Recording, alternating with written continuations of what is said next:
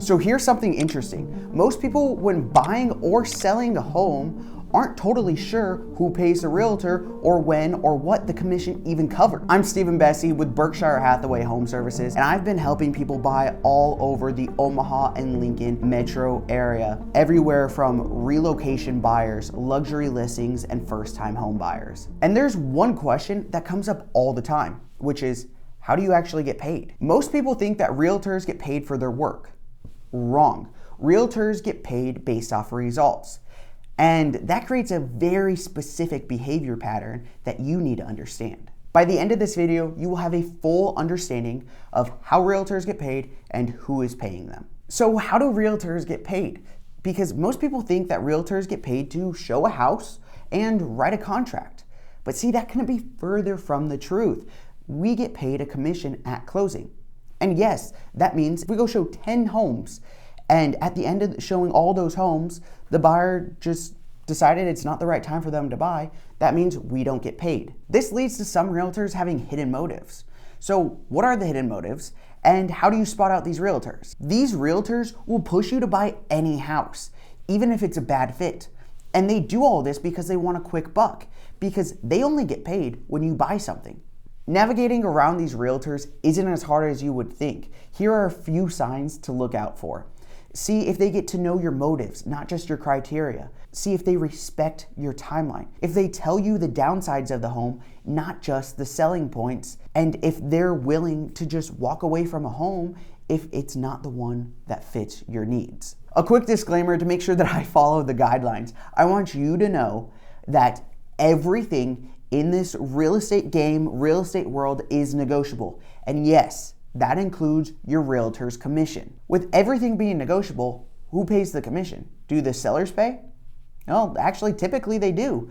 See, the sellers usually pay for the listing agent's commission and the selling agent's commission. But that doesn't sound fair. Why would the seller have to pay for both agents' commission? See, it's not actually what you think. And to help me explain it to you, let me just show it to you in the contracts. This is the listing agreement. Both pages talk about commission in section 8. And right away it says that you agree to pay blank percent as commission. We're using an outrageous number of 50% commission, just so you know that this is a complete made up number. And then right under it, it says that you agree that I can take 25% of that, which means over here, it's saying that I'm able to give the other 25% of that away to the buyer's broker as a thank you for bringing us the buyer. This means that when I tell you my commission, once again, we're using an outrageous number so you know it's made up, 50%. That means I'm charging 50% no matter what. Whether we're paying out the buyer or not, I'm going to be charging that 50% right here. And when you, as the seller, are giving me authorization, you're paying no more, and it's just coming out of my paycheck. So it's not exactly as it seems. So what happens if you're the buyer and the seller doesn't pay? Do you have to front the commission? Potentially.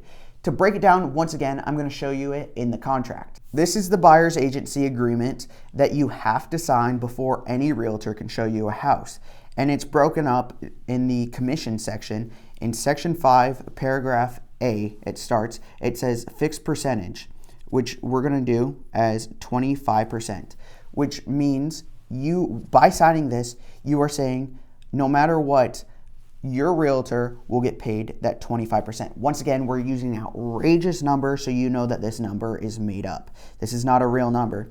But it also states that your realtor is able to accept a commission from the seller or the seller's agent, like we're talking about on the selling side.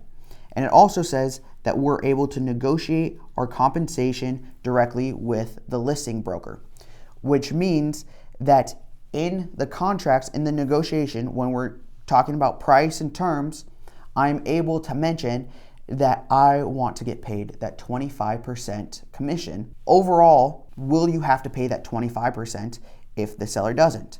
Right here, the answer is yes.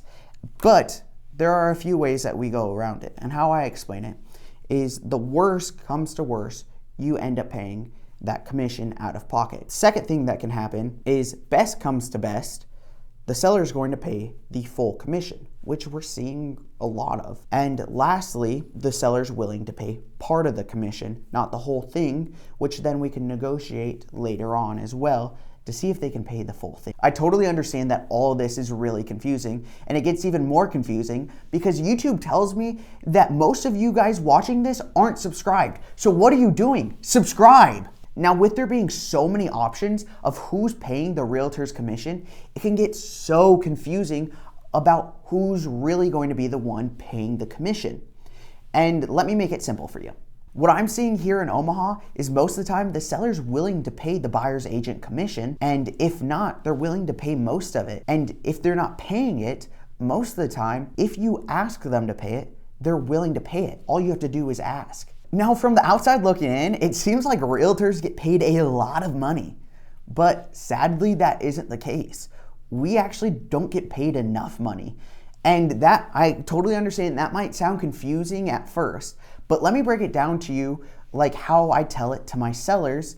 And in this scenario, you're gonna be the seller and I'm going to be the listing agent. This $6 represents my commission. And if we put it together, it looks like I have a fat stack of cash. I just made a lot of money off this deal. However, that's not entirely true because remember, you let me pay out the buyer's agent. I gave them half as a thank you for putting the deal together. I'm left with $3, still a good amount. However, this still gets broken up. I have to pay $1 to my brokerage as a thank you for letting me hang my license with you.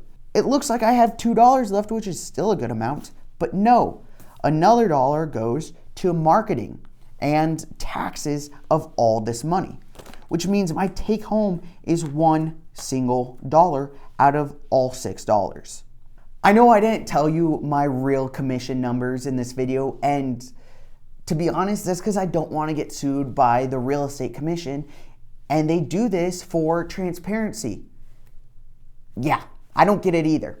However, if you want to know what I charge and you're looking to buy or sell in the Omaha or Lincoln area right here in Nebraska, down below, top link in the description will be a link to book a completely free one-on-one Zoom meeting with me where we'll talk about your needs and how I can help you, as well, of course, what I charge and why I charge it. What's more important than what a realtor charges is what you get for it. And I will be covering all of that in a video coming very soon, so make sure to stay in tune for that. And if you're interested in where you should live in Omaha, click this video right here, and YouTube thinks you'll like this video. With all that being said, guys, if you've enjoyed this video, hit that thumbs up, and I'll see you in the next one.